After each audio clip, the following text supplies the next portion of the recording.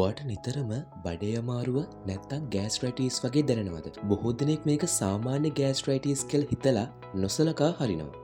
නමුත් පරිස්සම් වෙන්න. මහා බඩවැලේ පිළිකාවක මුල් රෝග ලක්ෂණත් බොහෝ විට මේ ගෑස්ට්‍රයිටිස් වලට සමානයි. මෙම රෝගේ බහුලව දකින්න පුළුවන් රෝග ලක්ෂණ තියෙනවා. 1. ලේ යාම. වැසිකිලි යාමේදී මල පහ සමග රතු පාටට හෝ තද කළු පාටට ලේ මිශ්‍රව පිට වෙනවා නම්. 2. බඩේ කැක්කුම. නිතර එන බඩේ වේදනාව වාතය පිරීම හෝ බඩ පුරවා දානව නම්. 3. බර අඩුවීම. හේතුවක් නැතුව එකපාරටම ඔයාගේ බර අඩු වෙනවා නම් ඔයා සැලකිලිමත් වෙන්න ඕනේ. බහුලව දකින්න පුළුවන් ලක්ෂණ වගේම කලාතුරකින් දකින්නට පුළුවන් ලක්ෂණ කිහිපයකුත් තියෙනවා. 1. නිරත්තිය නිසා ඇතිවන දැඩි මහන්සිය සහ සුදු මැලිවීම. 2. මල පහ කරන විට සම්පූර්ණයෙන්ම පිට වුණේ නෑ වගේ ඔයාට දැනෙන අසම්පූර්ණ හැඟීම.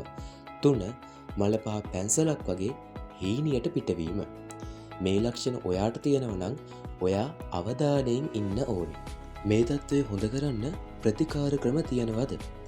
වෛද්‍යවරුන් කියන විදිහට මුල් අවධියේදී හොයාගත්තොත් 90%ක්ම සුව කරන්න පුළුවන්.